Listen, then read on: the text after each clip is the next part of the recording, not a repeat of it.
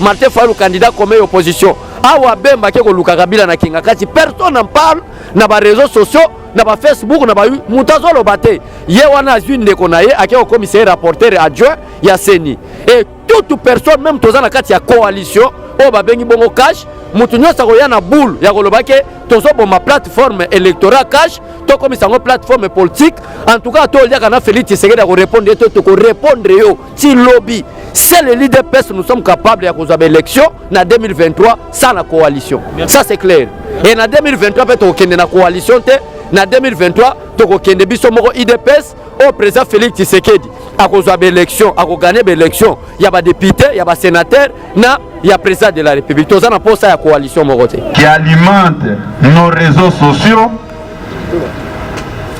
Pour Nanini, Mokonzi Mboka, Félix Tshisekedi asimbaki loboko ya président rwandais Paul Kagame. Namoni batu bakomisi yango dossier d'actualité. Même moi na maternelle akoki ko réfléchir ndenge wana te. C'est vraiment honteux. Félix Tshisekedi atikalo boma mutu ata moko te na mboka oyo kombona ya maboko pembe eza toujours d'actualité. Aza maboko pembe que un groupe de gens bien identifiés na mabe oyo basalela peuple congolais mais qui cherche à tout prix ternir image ya mokonzi ya mboka. Parler du peuple. On a accompagné son excellence Félix Antoine Tshisekedi Tshilombo, président de la République, chef de l'État. Donc tolingi discours oyo mokonzi ya mboka ko pesa ba kozwa chance te ya koya na parler du peuple. Bisika nyonso bozwami bozala branché, bozala connecté na ba télévision ebino pona kolanda message oyo mwana mboka Félix Antoine Tshisekedi Tshilombo akopesa ato balobi ke bazaki mieux élu ici à Kinshasa. Tout le monde a bango makolo banda aéroport na centre ville. Soki bakoza mabanga na nzoto te. Non soyons sérieux. Na tambola kanga moko na sana garde du corps te. Na tambola kanga moko plus na yebi ke naza sécurisé na base ya parti ndenge bosaboy. Pona kotinda bakoli na bino na Kinshasa pe na Congo Brazzaville, makambo ya kotambola tambola na bakoli na ba agence Silier. Agence Colicot, fret aérienne et maritime. Spécialité na bango, bakoya kozwa biloko esika nyonso ezwili yo na monde entier. Il suffit ozala na adresse. Ozala na France, to na mboka nyonso ya Europe, ozala na Canada, les États-Unis, en Amérique du Sud, aux la Russie, Asie. Il suffit aux la adresse, bakoya ko tombo la colline yo bango moko. Ata ezali ya muki et moins d'un kilo, bakoya ko tombo la. Bon na ba e banson bazali na Union Européenne, fret aérien ezali na 9,50 € le kilo. Soki pe olini maritime, benga bango na ba numéro e komami na écran. Qui olingi yo mona bango bazwami na 18 place de Nanféance 93 420 Villepinte. Contactez Colicot au plus 33 7 600 54 880. Agence Colicot, le sérieux dans les affaires. Bienvenue chez Grasse Beauté Cosmétique Paris. L'architecte par excellence de votre peau. Nous montons en dimension au travail de définition pour la ligne cosmétique originale de votre produit beauté de Grasse Cosmétique Paris. Nous vous proposons la nouvelle collection automne-hiver de groupe A, B, C.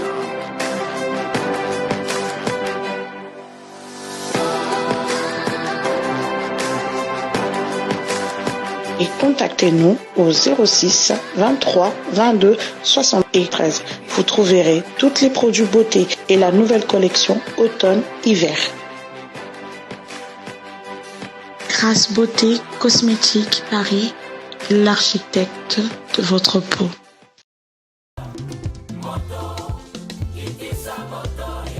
Pour mettre fin à toute votre tracasserie de fret, de transfert de fonds et vente de ressources minérales. Oh yes, Pato Agassi Mineral Limited, PTMD Limited, vous amène une solution sans précédent.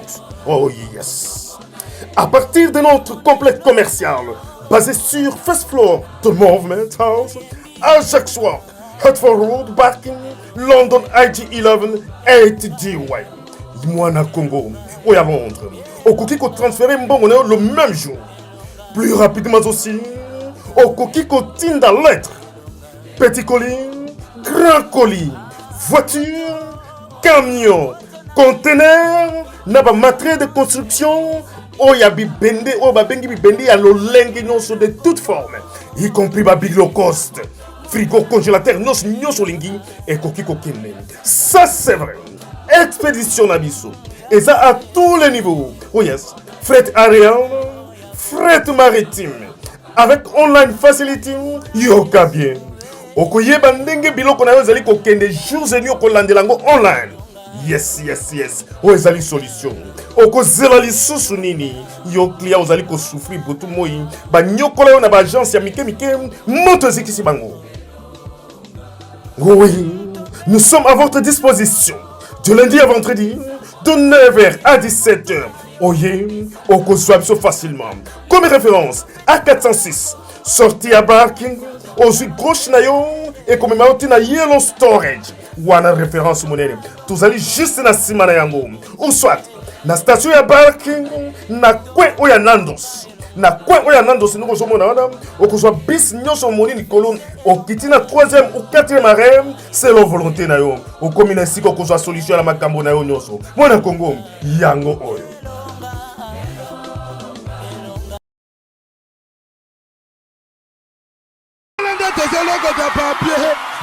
Congo, Glody Diasiga, la mignonne, hey, la mignonne, Tracy Mbelenga bro, Tracy Mbelenga bro, Kaka. Bonjour, bonsoir, c'est là Pont de l'air à laquelle vous êtes en train de nous suivre sur www.Elenga Congo, chaîne Nabino, chaîne Nabiso, la chaîne des références Ngayu Abino Dorcas Kapinga. Toujours au micro, Moussalande de voir Nabiso à tous les jours, à chaque fois que je me retrouve devant cette caméra, je vous dis toujours que vous informer, c'est notre devoir. Pourquoi na lemba, pourquoi na boukana. Alors, bisika information ezali Dorcas Kapinga Kitaka, na vraiment na zomona na sima kuna gloire dia que c'est asimba vraiment caméra tolandaka vraiment information tuna souka. Alors par rapport à l'actualité politique, nous vous informons que demain le président de la République Félix Antoine Tshilombo va s'adresser à la nation congolaise à travers les deux chambres du Parlement réunies en congrès. Vraiment kozala lobby le 13 décembre, lobby vendredi bokolanda yango. Alors aujourd'hui kaka pona likambu yango lelo IDPS et s'est mobilisé aujourd'hui pour nakosala une matinée à Kafuka, une matinée politique ya tongo pour se mobiliser pour soutenir le président de la République na mokola lobby tangouye akomate bongo base vraiment lelo balobi bako se mobiliser. Alors Bolanda pas trop de commentaires, gloire dia que c'est salam salana yo. IDPS viva.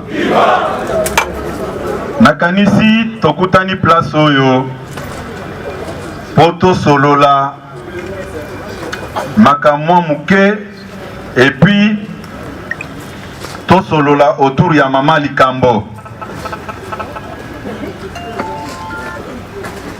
Avant to banda na o etali mama likambo na linga kolobela makambo anate. Mais je me vois quand même dans l'obligation ya kolobela yango. Parce que ce n'est pas normal qu'un groupe de gens bien identifiés Namabe Oyo Basalela, peuple congolais, mais qui cherche à tout prix à ternir l'image ya Mokonzi ya Mboka. Tokotika makambu nyonso, mais en ce qui concerne l'image du chef de l'État, nous en tant que sa famille politique, Tokotikala pour permettre Bouzo Bata à mon côté. IDPS viva! IDPS viva!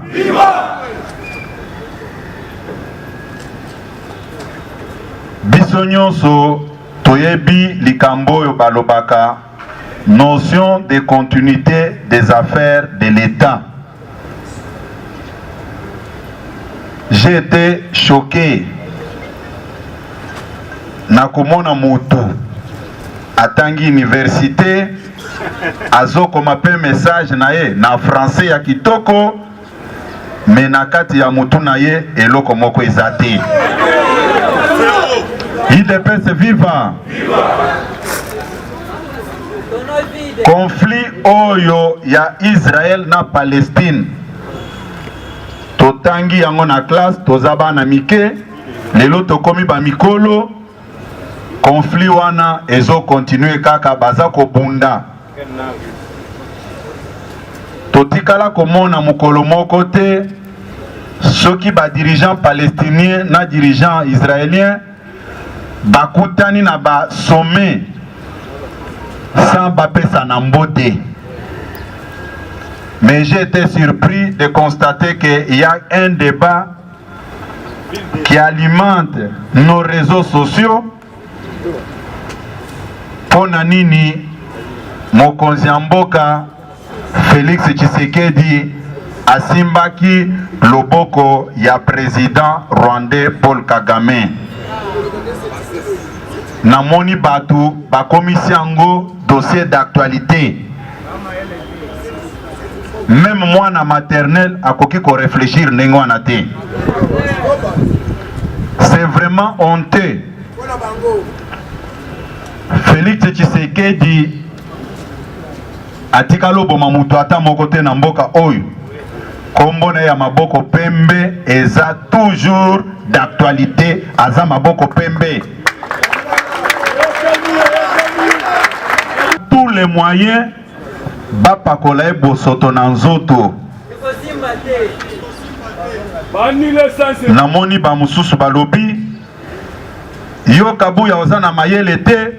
Pourquoi olobi ke Félix Tshisekedi mutu afongola ambassade na Rwanda te?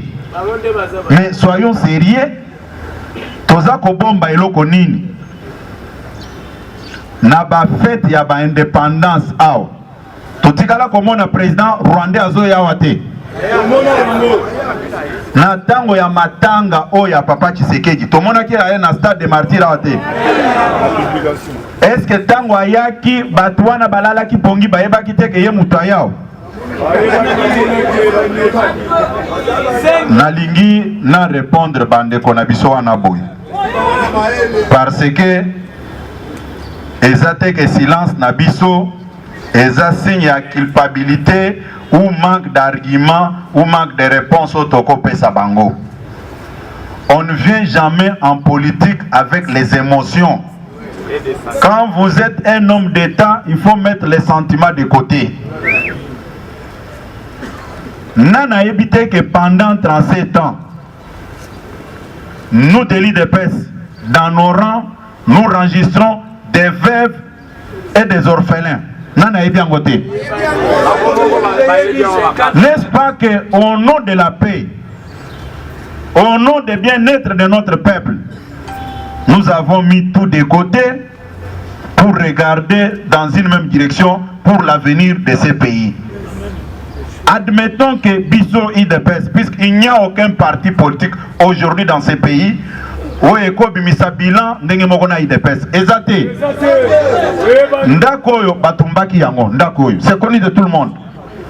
Ceux qui na lobina tele misaba veuve oyo babungisa mibana bango na bandakoyo, bakote le ma ebele, y compris les orphelins. Est-ce que totanga kama kamwana? Nana yebi régime ya apartheid te en Afrique du Sud, makambo batu mwindu bakutana nango. Est-ce que epekisaki Nelson Mandela asimba loboko ya Frédéric de Klerk? Asimba ki yango. Bayambanaki, ne cherchez pas à coller vos bêtises sur le dos de Félix Tshisekedi. Cautionner likambo songolo pakala. Na tango toza na Sun City, famille politique ya Félix Tshisekedi ezalaki parmi ba belligérants. Ezaki parmi bato ba memaki manduki te. Famille politique ya mokonzi tozana elelo mwana mboka Félix Tshisekedi ezalaki na kota ya opposition non armée. Totikala kosimba makila ya bato te. S'il faut aller encore plus loin dans l'histoire de l'humanité, toyebi situation ya Hiroshima na Japon. Oyo ba bombardaki. Beauté, suivez Elengi à Congo pour avoir toutes les informations concernant l'actualité congolaise. Pour l'organisation de mariage, anniversaire, soirée, animation DJ, maître des cérémonies, un service traiteur, sans oublier un chariot, nouvelle technologie pour vos mariages, entrée, gâteau. Pour plus d'infos, contactez Elengi à Congo TV. Subscribe Elengi à Congo. Na Elengi à Congo TV. Toko diembe la biso tout. Toko diembe la biso nyonso. Toko diembe la biso nyonso.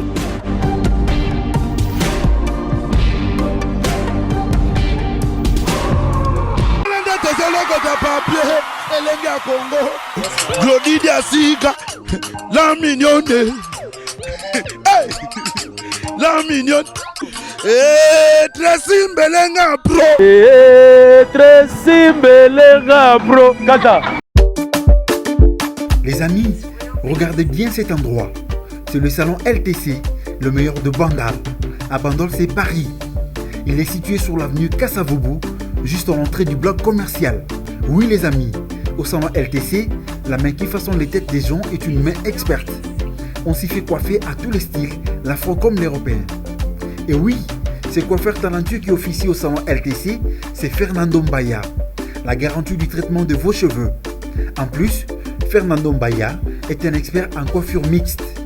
Chez lui, c'est le grand art, la coiffure haut de gamme. Au salon LTC, la coiffure est élevée au niveau supérieur. Aujourd'hui, le salon LTC reste la seule référence de la coiffure à Kinshasa. Et oui les gars, à l'unanimité, reconnaissons qu'il est le meilleur.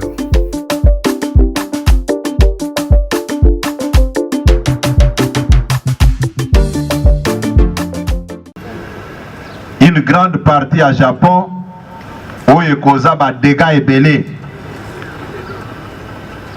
Mais tout le monde, premier ministre japonais, azopesa na mbambote na président ya États-Unis.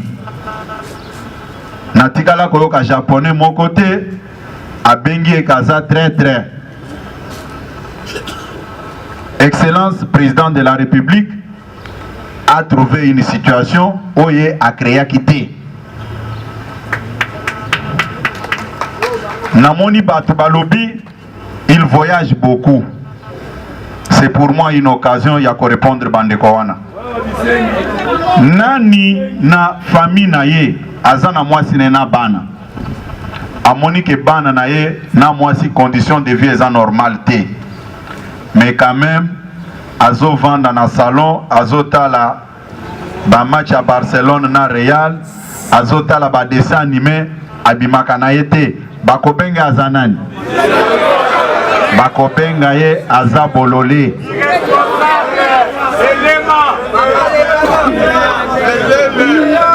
Soki lelo mokonzi mboka aza kotambola, azo tambola pona bolamu na biso. Bokanisa te ke azalaka pena souci ya kovanda na mwasi na bana amona kabango. Amataka na avion te pona esengo ya komata na avion. Bandeko na biso oyo balobaki naza koyebisa bango boye.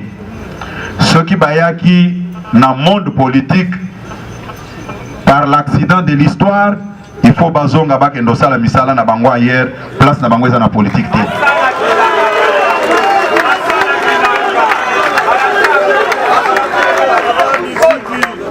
Na ndenge na moni débat eza koleka na ba réseaux sociaux autour, non, dit s'il vous plaît, je ne suis pas venu faire la promotion des gens ici. J'ai commencé la lutte de l'IDPS au sein de l'IDPS à bas âge. Erwana, ma chaîne de télévision est acquittée. Ma benga biso ba parlementaire debout. Batu bayebi. Ce que nous représentons dans l'histoire politique de ces pays. IDPS viva.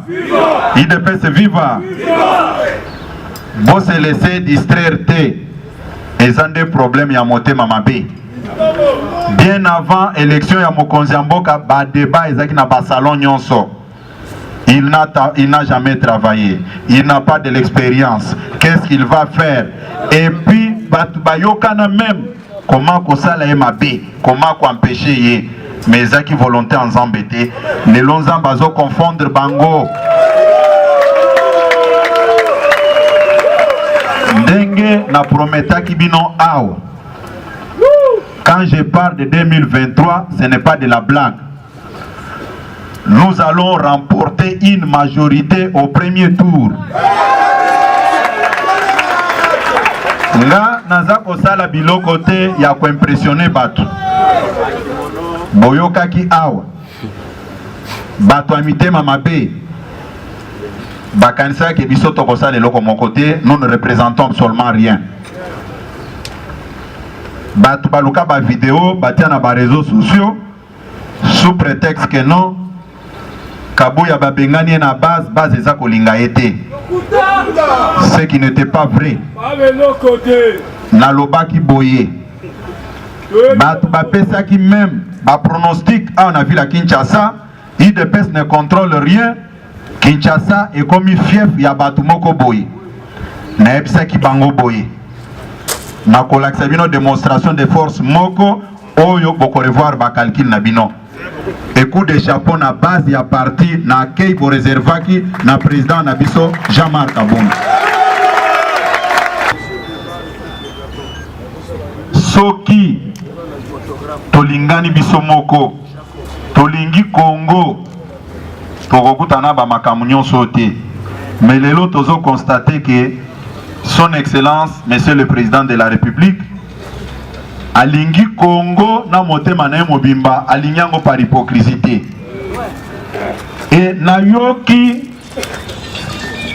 batu baza kotia makelele autour ya makambo ebele.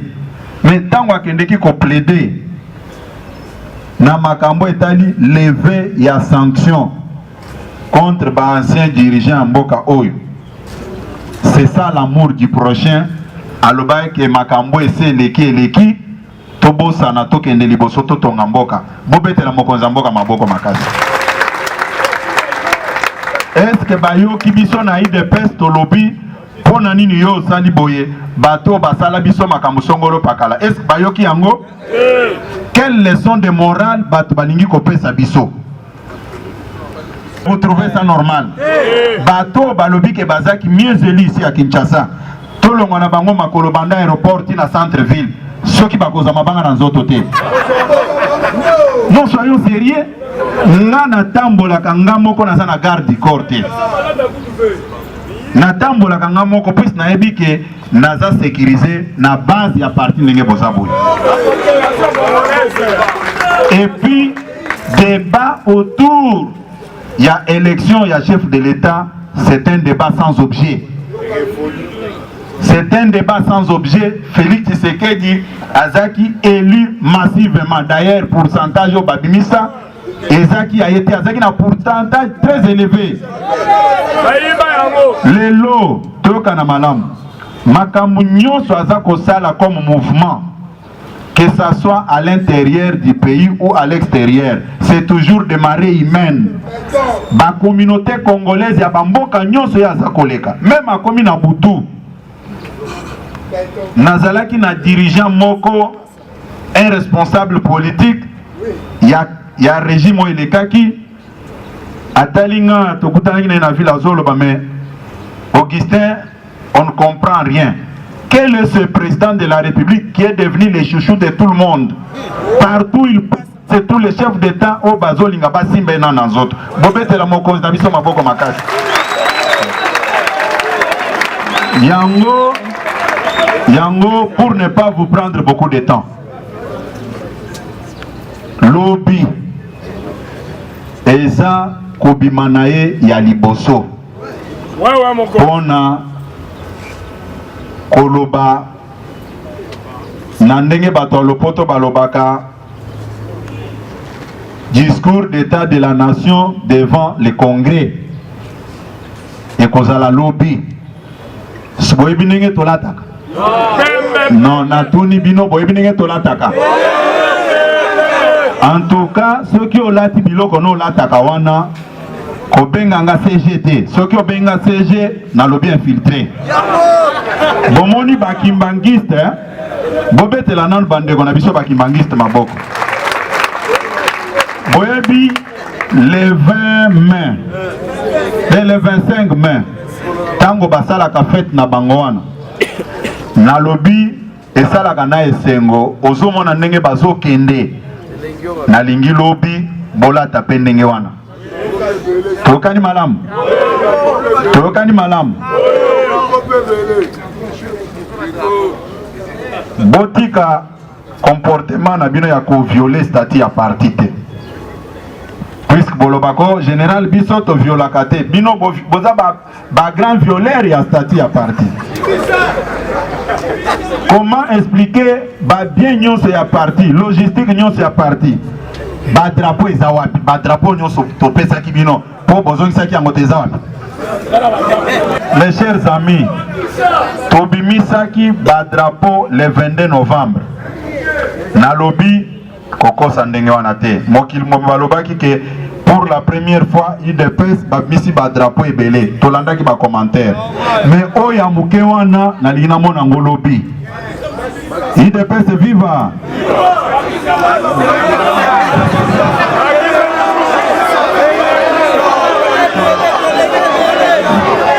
Bolobi nini papa na maboko za na boni mais bino bolobi to baksa bino pe ba drapeau boni poza na yango comme ça poto baksa pe mosusu eza ya liboso te na mboka na biso ya koleksa ya kosala liboso ya congrès constitué par des chambres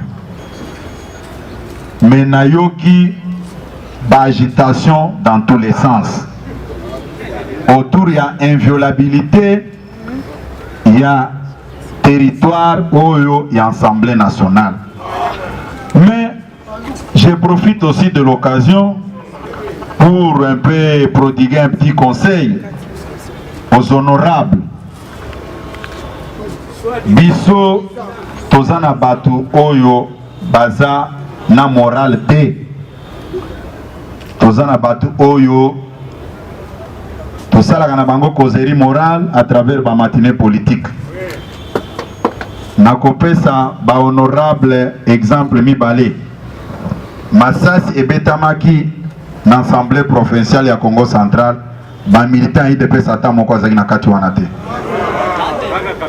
soki tozongi awa jour babengisaki membre ya IDPS moko vice-premier ministre excellence Gilbert Kankonde baagresaki ye na kati awa ezalaki ba militant IDPS te c'est-à-dire argument wana eza kotenir debout te batika ba combattant IDPS biso ba responsable to gérer dossier wana eza boye te bakoki ko empêcher bana ya Fachi Beton bamona ndenge papa na bango aza koloba te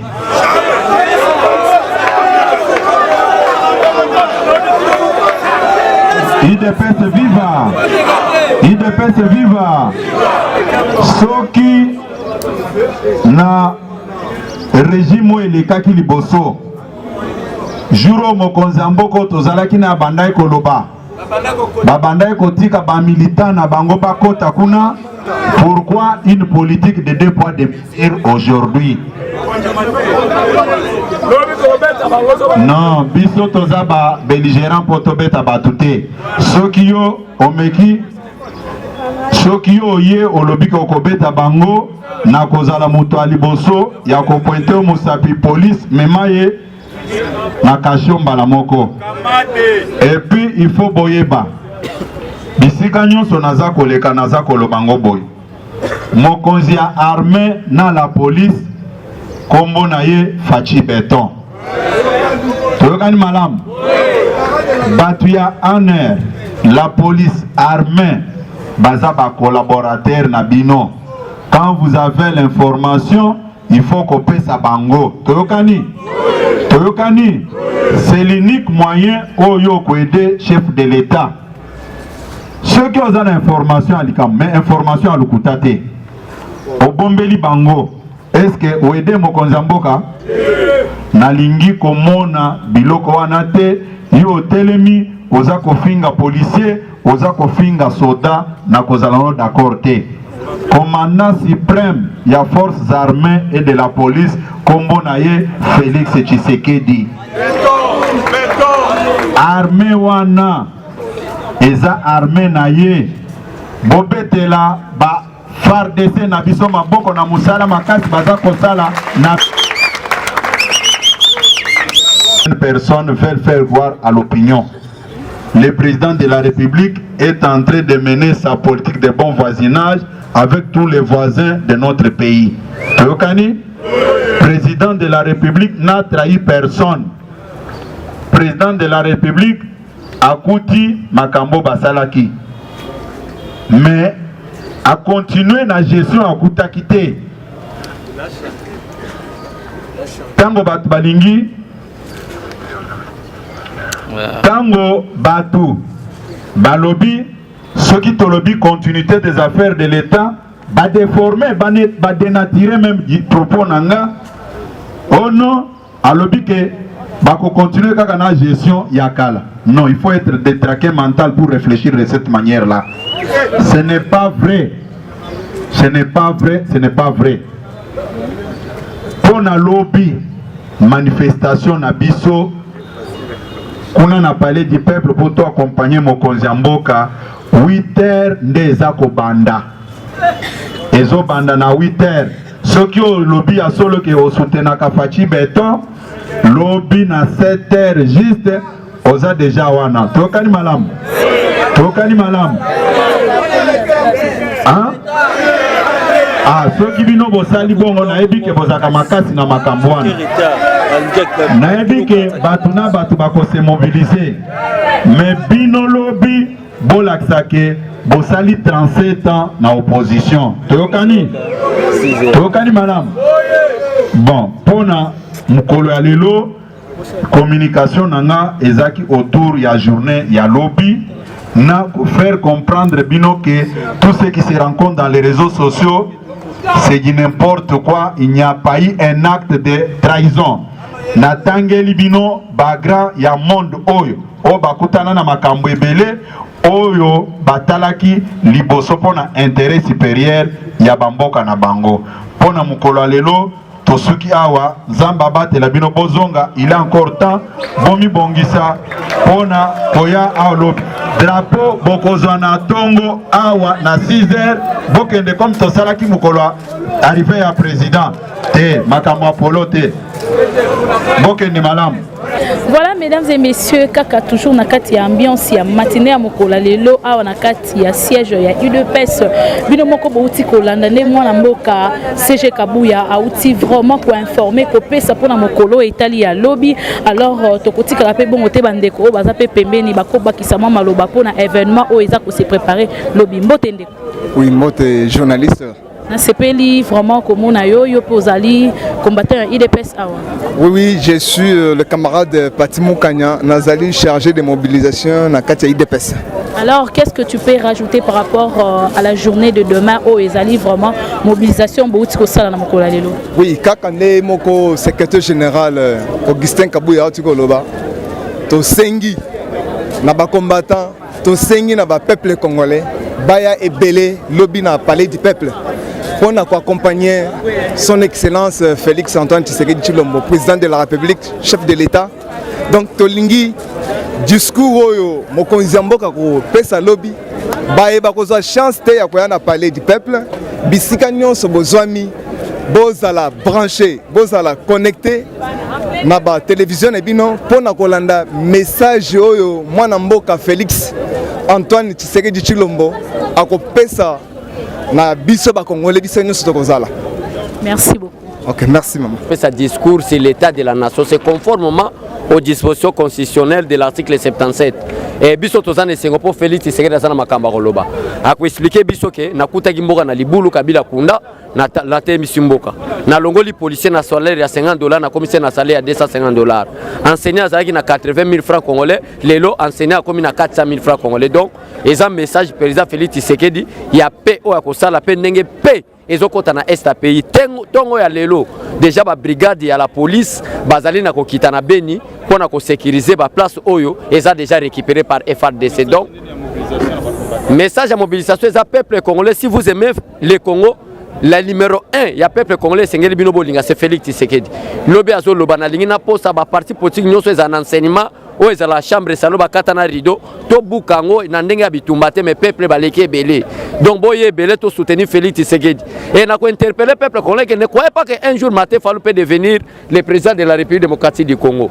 Martin Fayulu ne sera jamais président de la République démocratique du Congo, Jean-Pierre Bemba non plus. Ce sont des aventuriers qui travaillent en coulisses avec Kabila pour détruire le peuple congolais. Biso alliance na biso na Kabila officiel et constitutionnel. Le président de la République ne peut pas nommer le premier ministre au sein de la minorité parlementaire. Ça c'est l'article 78. C'est ça qui a poussé le président de la République à qu'il y ait la coalition avec la majorité parlementaire. Biso tokotiko liana Kabila te mais eza d'une manière officielle. Mais lelo oyo peuple congolais bino na élection bonyoko libiso bato tozali ba superviseur numéro 4 Martin Fayulu candidat comme opposition awa bemba ke ko luka Kabila na kinga kati personne n'en parle na ba réseaux sociaux na ba Facebook na ba mutazo lo bate ye wana azwi ndeko na ye ake au commissaire rapporteur adjoint ya Seni et toute personne même tozana kati ya coalition o babengi bongo cash mutu nyonso akoya na boule ya koloba ke tozoboma plateforme électorale cash to komisa ngo plateforme politique. En tout cas to liaka na Félix Tshisekedi ako répondre to ko répondre yo ti lobby. C'est le leader pes nous sommes capables ya kozwa élection na 2023 sans la coalition. Ça c'est clair. Et na 2023 peut to kende na coalition te na 2023 to ko kende biso moko IDPS au président Félix Tshisekedi akozwa élection ako gagner élection ya ba député ya ba sénateur na il y a président de la République. Tous en pour ça la coalition Moroté. Merci beaucoup. Merci beaucoup. Toujours dans l'ambiance de la matinée, Bandeko Balanzi à Elenga Congo chaîne à référence. Tout le monde peut boire combattant mususu vraiment bakoba qui s'appelle maloba par rapport ya oyo et loba mina mokola lelo alors mbote ndeko. Ah mbote. Toko ikoye bakombo. Kombo nanga bomba mabe. Oyo kabita kura babenga ya IDPS. Ezaïe soko yebiete na IDPS ba yebiote as a grand mobilisateur net eza lobby lelo ba bengi biso pona ko sokola biso mitema pona ko lakisa biso ndenge nini tokotamula na idéologie ya parti ndenge nini toko soutenir mokondi na biso président Félix Antoine Tshisekedi Tshilombo béton biki rouge déboulonnement silencement lobby bozomona deuxième cycle déboulonnement pour lobby mercredi à Salai déjà première déboulonnement pour nos députés provinciaux à la qui s'est bon ndengeni ya kobati la institution ya kati ya mboka abi ceux qui boza problème na bino na libanda ezate boya komema na institution ya mboka po awa boza pona intérêt peuple congolais siko lobby bozo mona deuxième film oh wana erezala premier film en Afrique, na RDC pe na monde, président bayeba salaire na ye, peto yeba salaire à ba député, au moins na lobby bande ko belé wa robima na kanda na parlement, biso population to robima na sengo po premier eloko ya social o ya peuple congolais awanda kozela po na feti a fêter yango président de la République et sengeli aloba maloba na ye nde yango ekitisa biloko le 20 boomona biloko ezokita biso nyonso toza na esengo mpo ya koloba na janvier le 24 tozomema ye mpo akokisa inane na kati ya inane ne akolakisa biso siko idéologie ndenge nini akotambusa RDC na biso mpo na population na biso nyonso esengo ebele soki biso toza toujours blindé ya koyebisa peuple congolais tozala veye na pouvoir na biso tosalela yango ndenge mokonzi na biso ake liboso azomema biso yango wana napesaka bandeko nyonso oyo baosuteni mokonzi ya mboka bambote ebele esengo ebele mais FARDC na biso lokumu force oyo bozolakisa na libanda ya mboka mpona kosilisa bitumba esengo ebele na kati na bino mais Voilà, mesdames et messieurs, c'était là donc la fin de la matinée politique. Il y a eu de peste Nengi Kolanda.